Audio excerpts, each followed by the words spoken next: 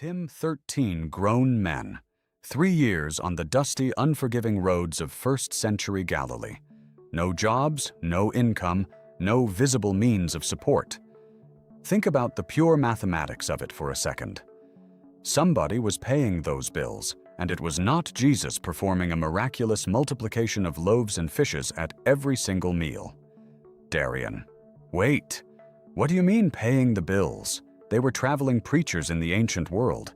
People gave them food when they came to town. It was hospitality. It was charity. That is what everybody learns. That is the baseline assumption of the entire gospel narrative. Tim. That is the sanitized version, the Sunday school version. The reality is that this was a massive, sustained logistical operation. And it was bankrolled by a very specific group of people. People whose names have been systematically pushed to the margins of the story, reduced to footnotes and bad translations. Darian?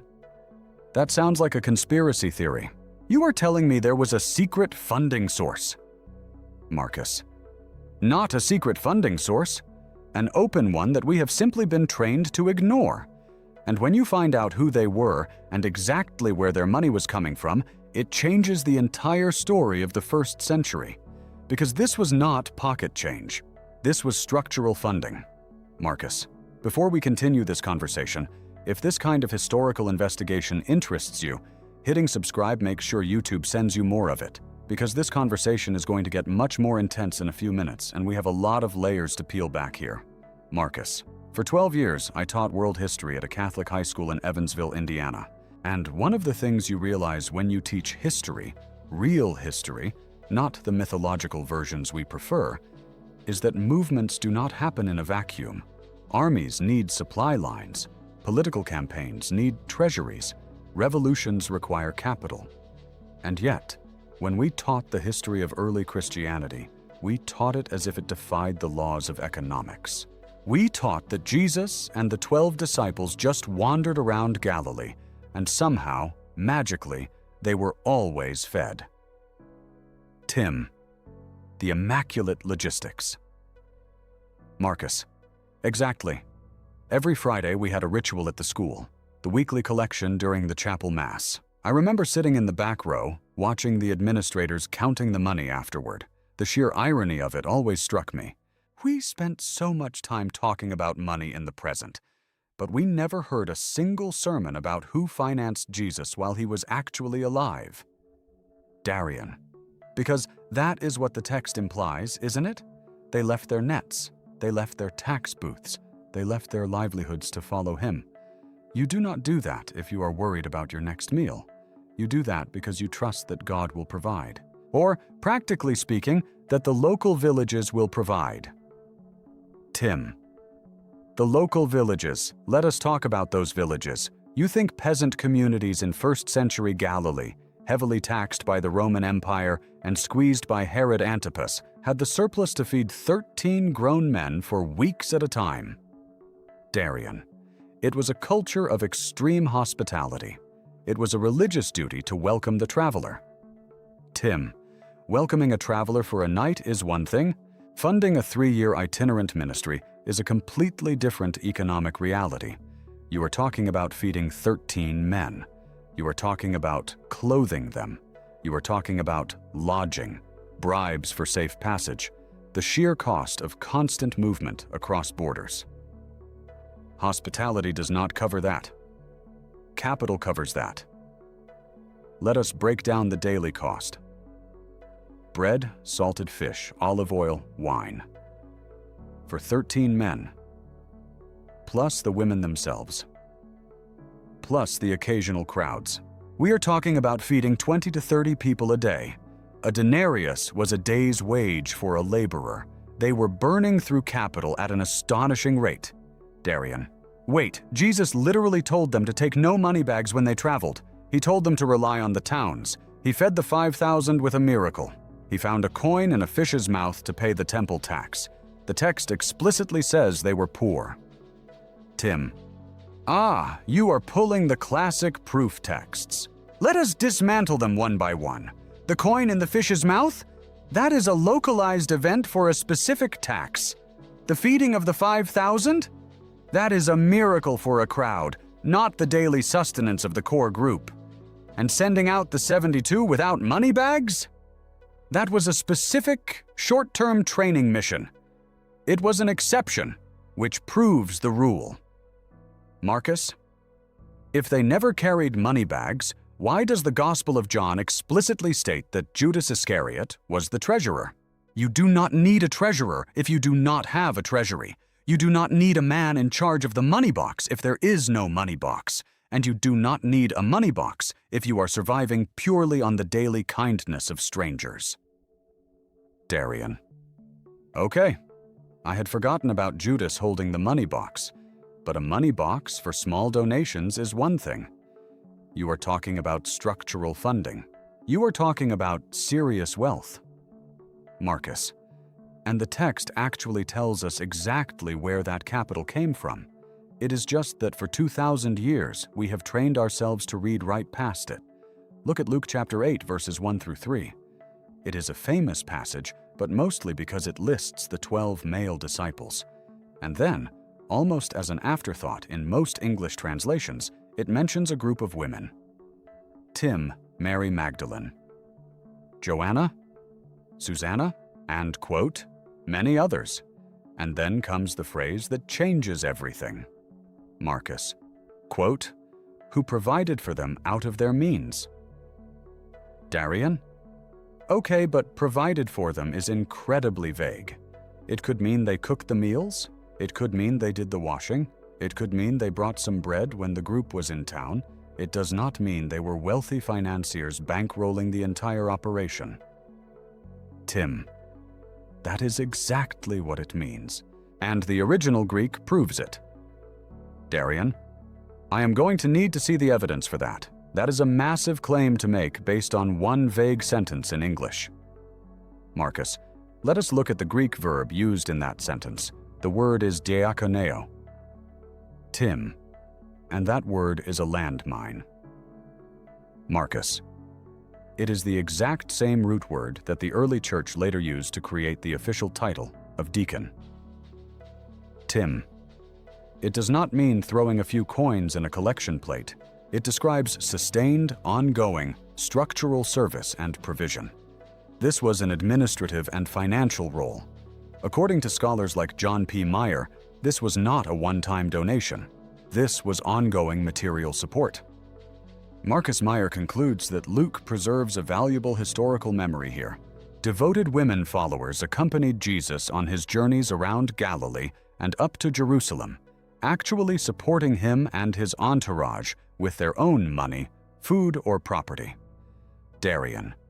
But even if it means ongoing provision, where is the proof that they had real money?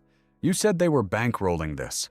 Women in the first century were not exactly running hedge funds. They were dependent on their husbands or their fathers. How could they independently fund a movement? Marcus. That is the misconception we bring to the text. We project 19th century Victorian gender roles onto the 1st century Roman Empire. The research of Richard Bauckham on gospel women shows something entirely different. Women in the Second Temple Jewish period could and did possess independent wealth. They could inherit. They could manage estates. They could be patrons of synagogues. The cults of Isis and other Roman mystery religions were already showing that women with capital were flexing their financial muscle to support religious movements. Early Christianity tapped directly into that existing economic network. Tim. And these specific women were not peasants. Let us start with Mary Magdalene. What do you picture when you hear her name? Darian. A poor woman. A prostitute, if you follow the medieval tradition. Someone from a dusty, forgotten fishing village who was saved from a terrible life. Tim. Exactly. That is the narrative. Now look at the archaeology. Marcus. In 2009, the Israel Antiquities Authority was conducting an excavation in Magdala, her hometown, near the western shore of the Sea of Galilee. They were preparing the ground to build a retreat center. They expected to find a modest, perhaps impoverished village. Tim, instead, they hit something hard. Marcus. They uncovered a first-century synagogue with elaborate decorations, including a carved stone that is now famous as the Magdala Stone. But they did not just find a synagogue. They found villas. They found intricate, expensive mosaic floors. They found a marketplace. Magdala was a center of wealth. It was a highly prosperous fishing and trade hub. It was an industrial center for salted fish that was exported all over the Roman world. Tim. So when you hear Mary of Magdala, you should not be picturing a destitute outcast. You should be picturing a woman from a wealthy, cosmopolitan trading hub. A woman with resources. A woman with capital. Think about what that meant logistically. If she was connected to the garum trade, the salted fish trade, she had connections with merchants, ship captains, and bankers. She did not just have a few coins in a pouch. She had a network. She had lines of credit. She could secure lodging and supplies across the region simply through her trading contacts. Darian. Okay, I have to admit that this data is strong. The archaeology is there. But one rich woman from a trade town does not mean the whole movement was funded by wealthy women. And it certainly does not mean they had the kind of structural power you are implying. I need to see more before I change my mind. Tim. You are right. One woman does not prove the rule. So let us look at the second name on that list. Joanna. Darian. Joanna. I have barely even heard of her. Tim. Most people have not. And there is a very good reason for that, because Joanna is the most dangerous person in the entire gospel narrative. Marcus. And here is where the conversation changes level. Because Joanna was not just a wealthy merchant, Joanna was connected to the absolute highest levels of political power in the region. Tim Luke tells us exactly who she was. He says she was the wife of Chusa. Darian. And who is Chusa?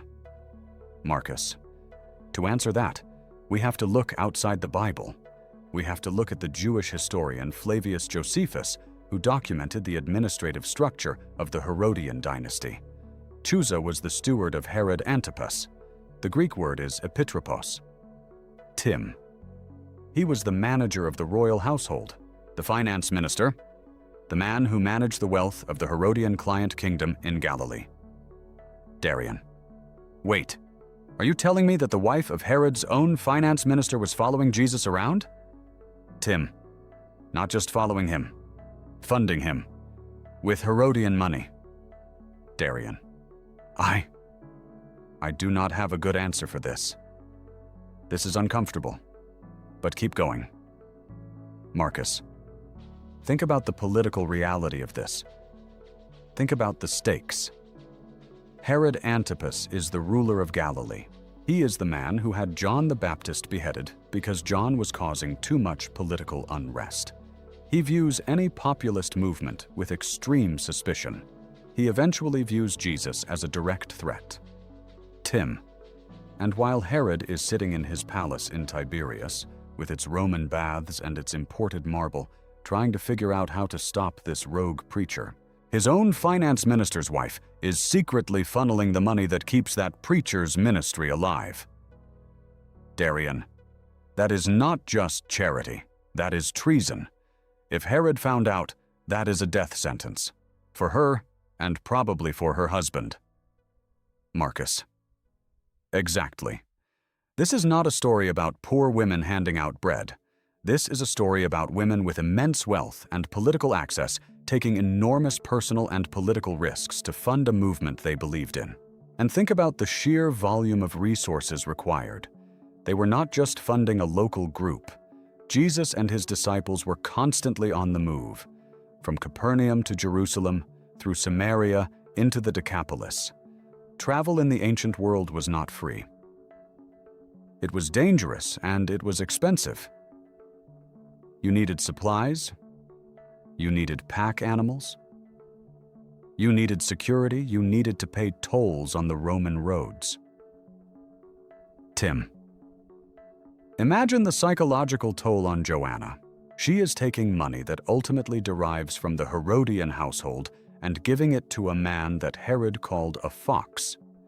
How did she hide the accounting? She had to have secret ledgers. She had to move the funds without her husband noticing. Or perhaps Chusa was a secret sympathizer himself. The text does not say. But either way, this was high-stakes espionage and financial subversion happening right under the nose of the Roman client state. Darian.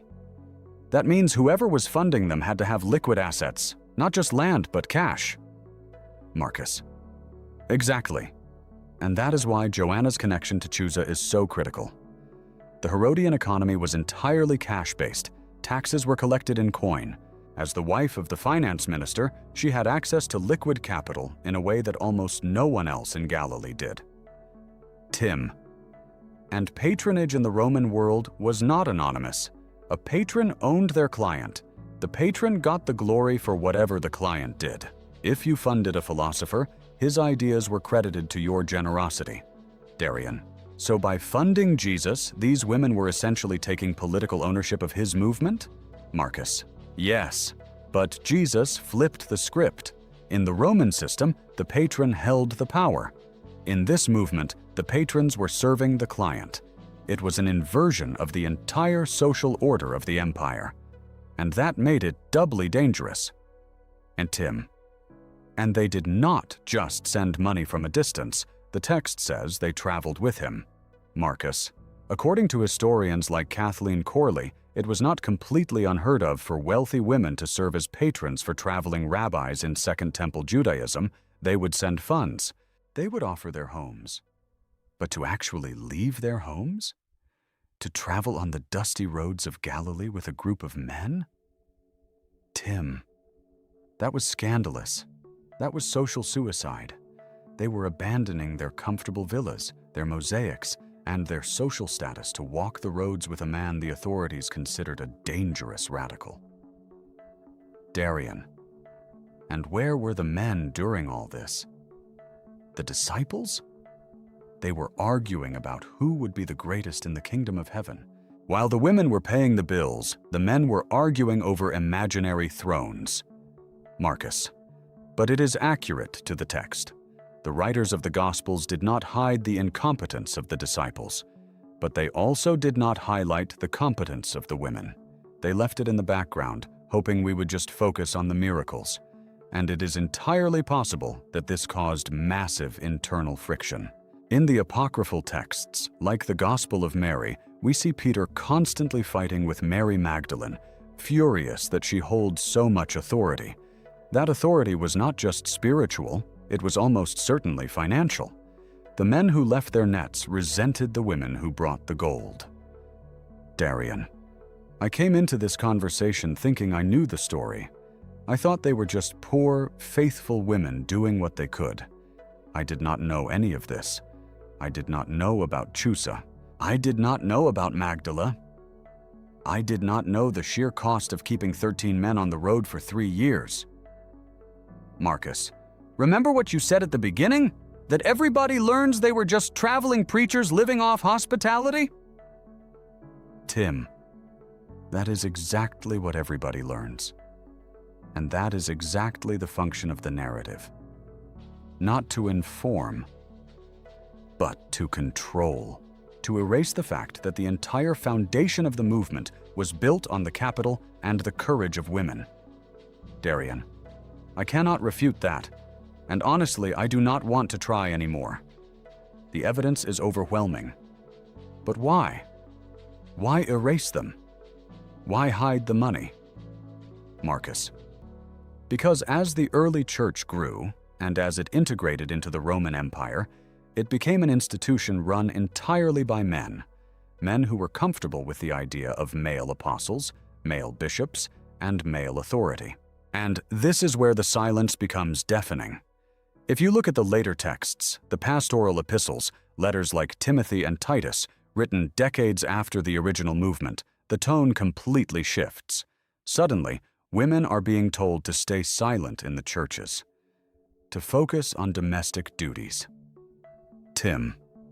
They were systematically pushing women out of the power structures they had helped create. But they had a massive problem. The historical memory was too strong. People remembered that women had funded the movement. People remembered Mary Magdalene and Joanna. Marcus. So they had a choice. They could not completely erase the women from the texts because the texts were already in circulation. But they could reframe them. They could change the lens through which those women were viewed. Tim. The idea that the Son of God, the Savior of the world, was completely dependent on the financial support of a group of wealthy, powerful women that did not fit the patriarchal structure they were building. It was embarrassing to them. It threatened their authority. Marcus. So they minimized it. They translated diakoneo as serving instead of funding. They reduced a word that meant structural administrative provision into a word that sounded like cooking and cleaning. They painted Mary Magdalene as a repentant prostitute instead of a wealthy patron from a thriving industrial town. They ignored Joanna completely, despite her explosive connection to the Herodian court. They built a narrative of 13 poor men changing the world by themselves, and they left out the women who paid for the entire thing. Tim. And it worked.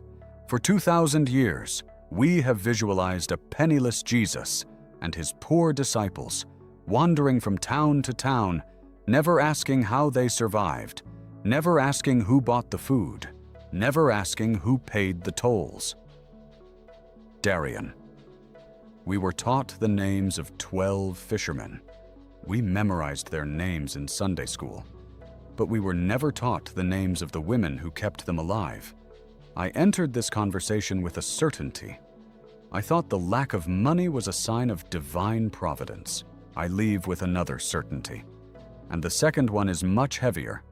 The providence was real, but it came in the form of female capital, not magic. Tim. And this extends far beyond the logistics of the Gospels. Think about the economic impact of these women when the movement moved to the cities. When Paul was writing to the Romans, who did he commend? Phoebe, a benefactor, a patron from Cenchreae. When the church was established in Philippi, who was the very first convert and financier? Lydia, a dealer in purple cloth, a woman of extreme independent wealth. The pattern that began with Joanna and Mary Magdalene became the structural blueprint for the entire first century. Marcus.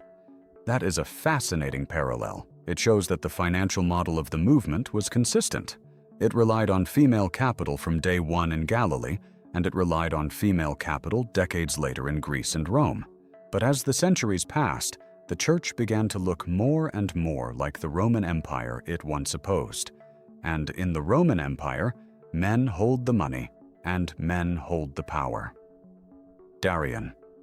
It is incredible how effective that erasure was. I sat through years of history classes, years of sermons, and not once did anyone connect the dots. The 12 disciples were presented as the ultimate heroes of faith because they left everything behind. But nobody ever asked what they were walking towards. They were walking into an infrastructure that was already built and paid for by someone else. Tim. Exactly. And that is why this history matters. Because when you restore the economics to the story, you restore the women to the story. You stop seeing them as passive observers who just happen to be standing by the cross, and you start seeing them as the architects of the movement's survival. Marcus. They bought the time that Jesus needed to teach. They bought the protection that the disciples needed to travel. They bought the physical space where the early church was born. And they did it knowing that if the authorities found out, it would cost them everything. Darian. Let us talk about that cost for a second.